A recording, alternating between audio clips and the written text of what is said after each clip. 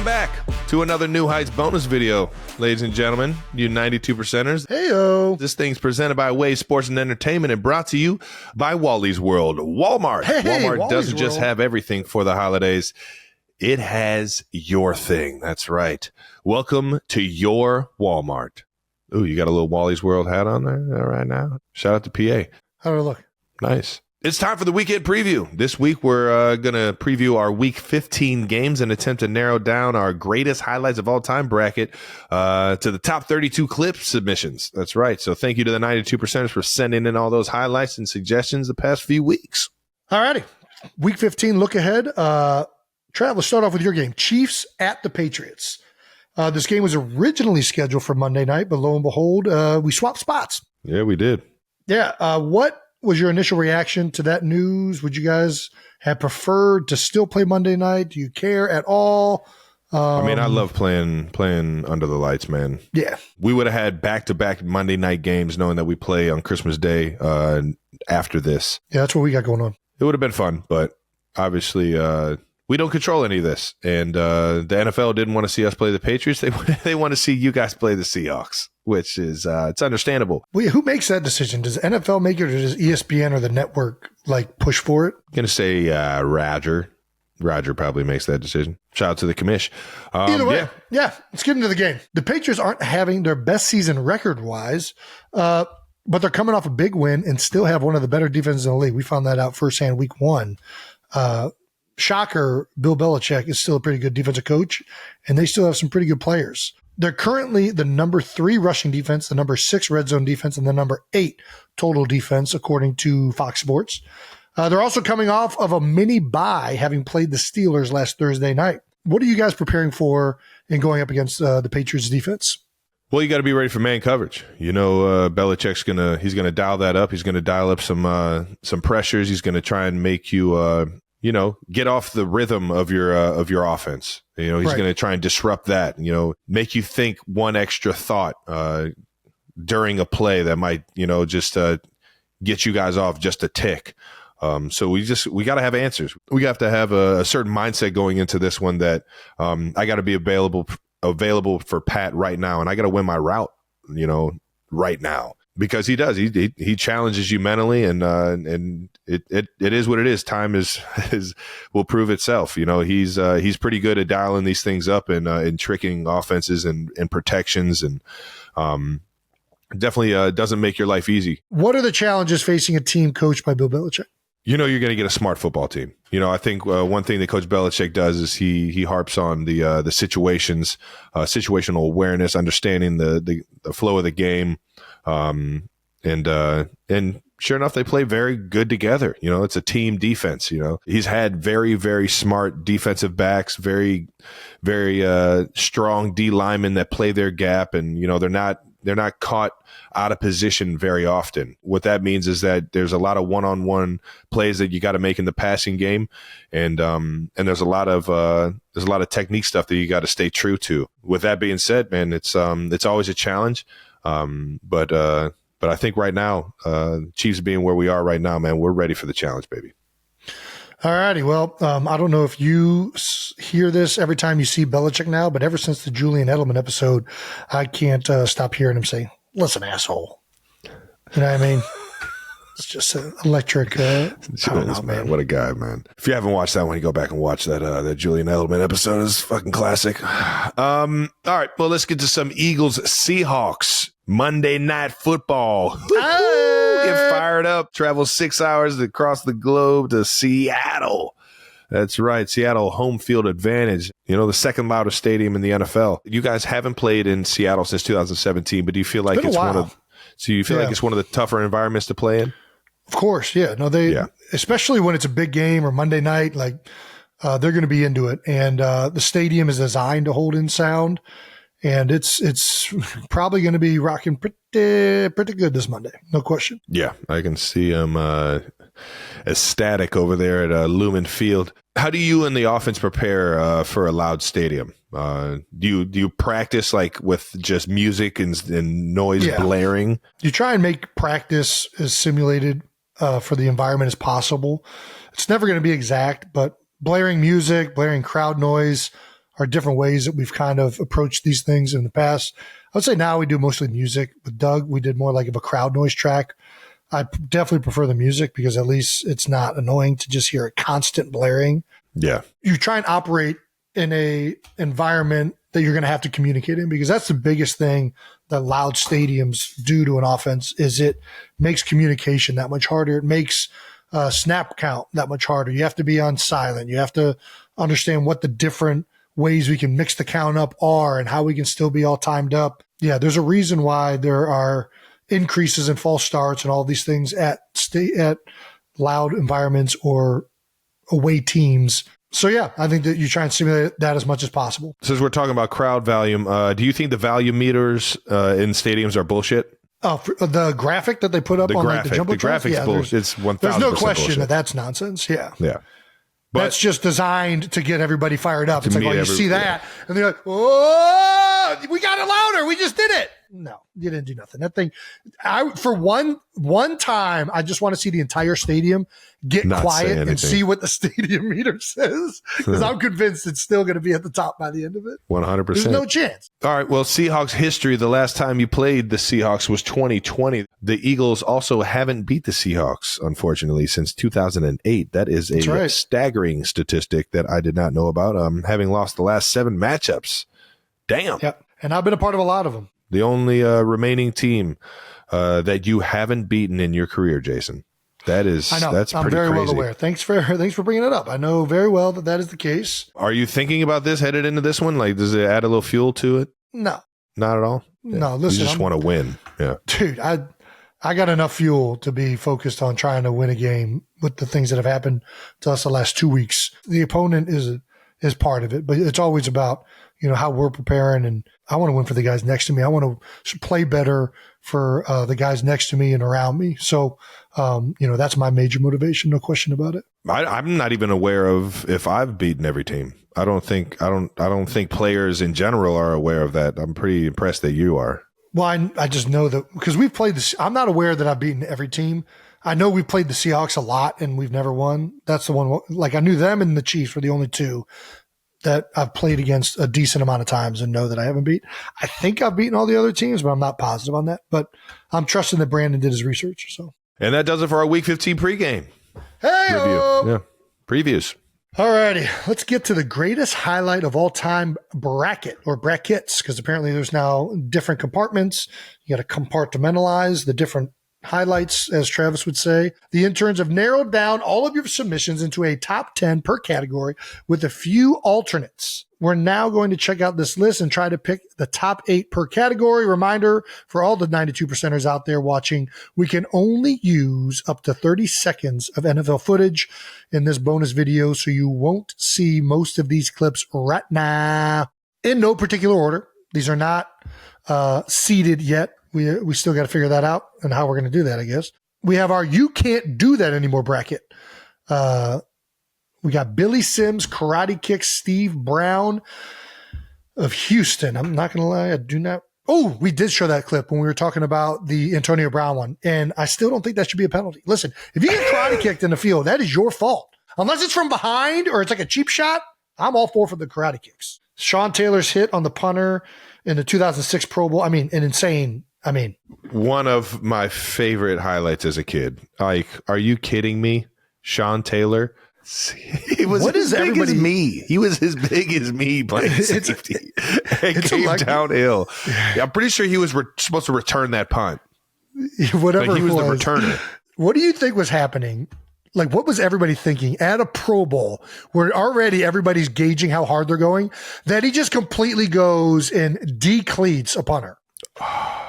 Just electric. Oh, my God. He was asking for it. He was trying to make a play.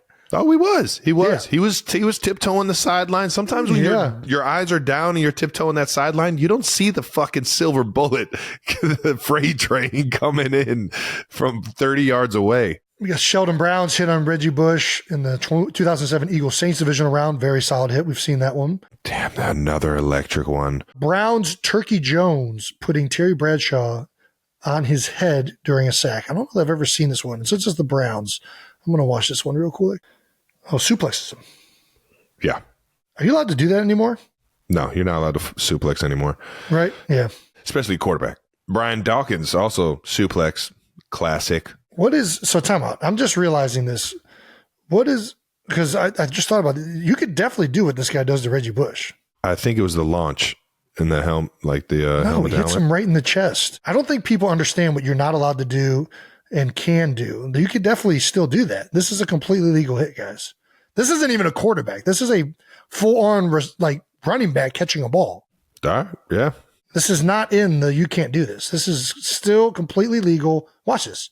It's a textbook. Could not be better. Drew Brees, you gotta get him something good for Christmas. Gotta give him some new ribs. Fuck.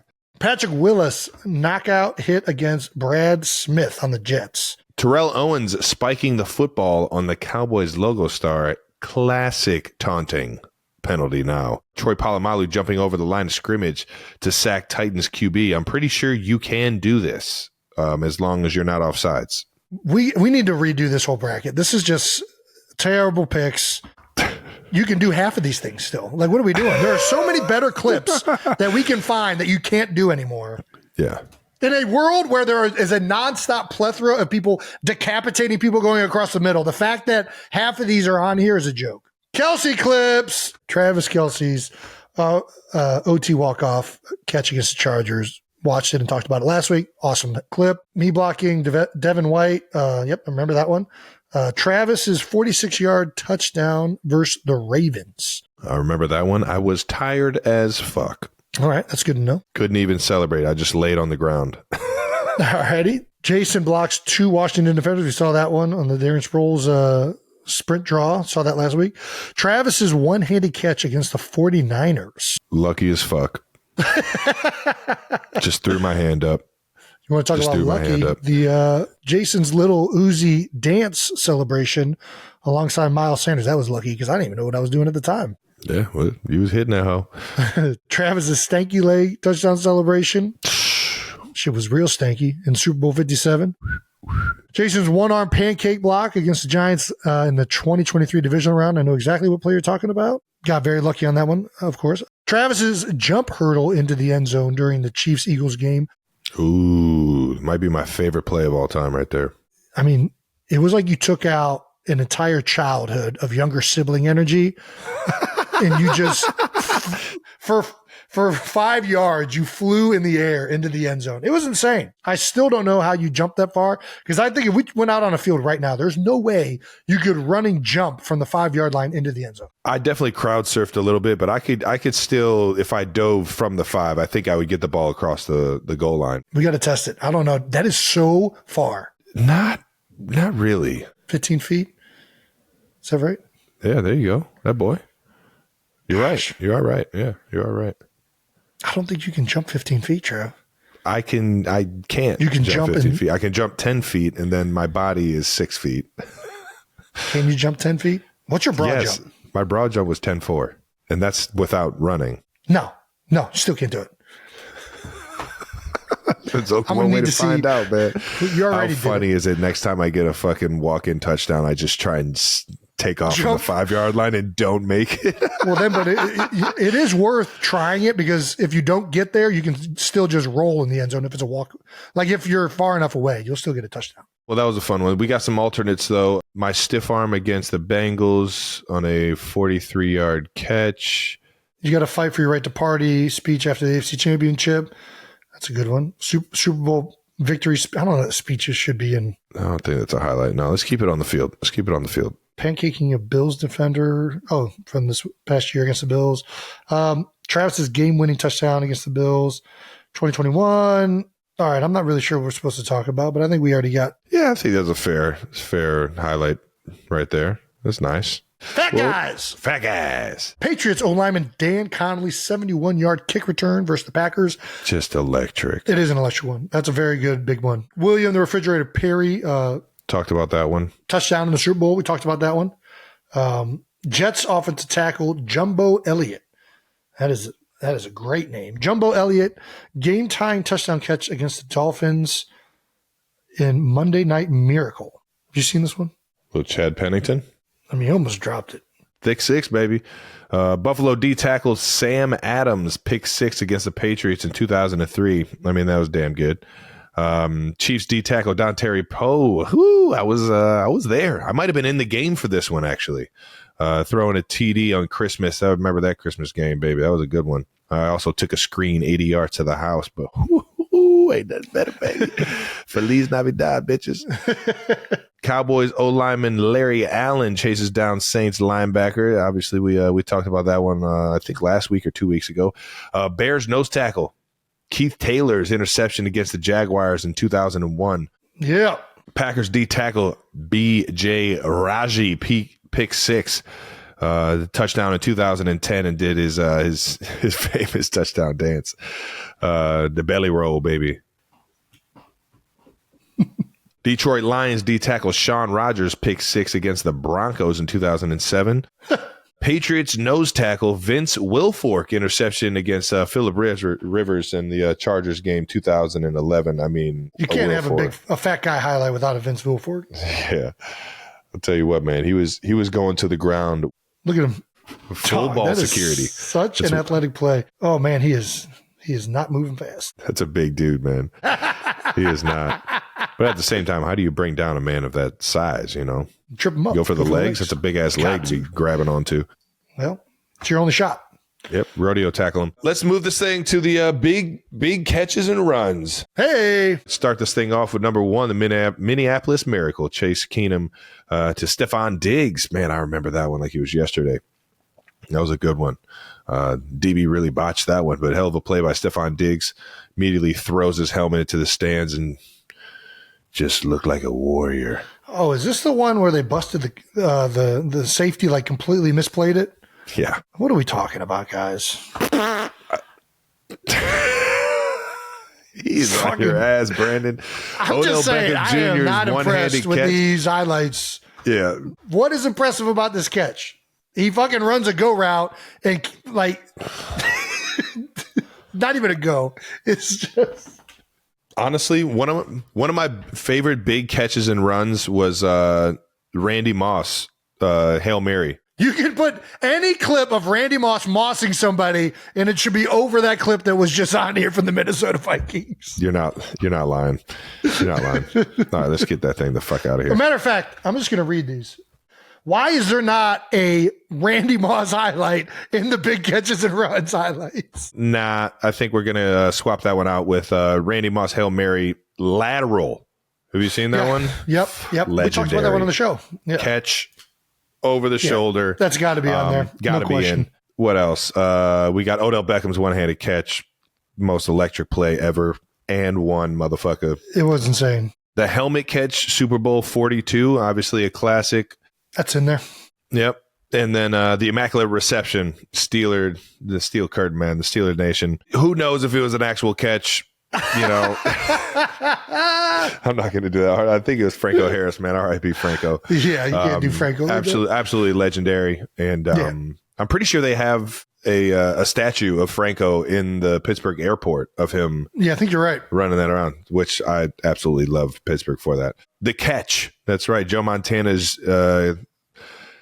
NFC Championship game touchdown to Dwight Clark. Another 87. Shout out to the 87s back in 1981. It's a big catch. Don't know if it's a highlight. Yeah, exactly. Like, I don't know that if we're talking about like highlight catches, like he just jumped and caught a ball. Like, I don't know that that's. Yeah. It was a big time catch. It was a big time catch. It meant a lot. I'm not trying to diminish. No, I'm with you, dude. But, you know, you got highlights out there from Randy Moss and such. I don't know that, you know, you legitimately put that up there. The catch, as it was. It's got a great name. The Catch. Right. It's actually named perfectly. It's named perfectly. The Catch. There was nothing immaculate. It's not the impressive catch. It's not the amazing catch. It's just the catch. Shout out to Joe Montana. Marshawn Lynch, Beastquake. That's right. The big play. Yeah, it's got to be it there. Got to be in there. Derrick Henry's 99-yard run against the Jaguars a couple years ago. It's pretty electric. Which one? You know, He's got the Jaguars number, man. That dude is just throwing bodies left and right. Deshaun Jackson's miracle in the Meadowlands punt return ended the game in 2010 when everyone in their right mind is saying, do not kick to this man. Yeah. Well, the Giants kicked to him, and they paid for it. Barry Sanders' TD run against the Cowboys in 91. Damn. I mean, you can put so many clips of anything Barry We're going to did. go down the Barry Sanders highlight tape. There's a plethora of them. Dante Hall, human joystick punt return versus the Broncos. Oh, That's a good choice. unbelievable, man. This is a good list. This is the most solid list so far on the break. It is a good list. There's a few questionable ones, but we'll take it. Let's keep sending in some highlights, though. I don't think this is as good as it gets. I think there's a few missing. So we got some work to do. Yeah, if you see any or know of any that fall under these categories that we're missing out on, please, we beg it of you, send it in. That's it for this one, Trev. That wraps up our weekend preview bonus video. This bonus video is presented by Walmart. Not right now. Walmart doesn't just have everything for the holidays. We have your thing. Welcome to your Walmart. Make sure you subscribe to the New Heights channel on YouTube so you know when all the new full shows and bonus clips are getting released. And thank you always to the 92%ers for tuning in. Adios, amigos.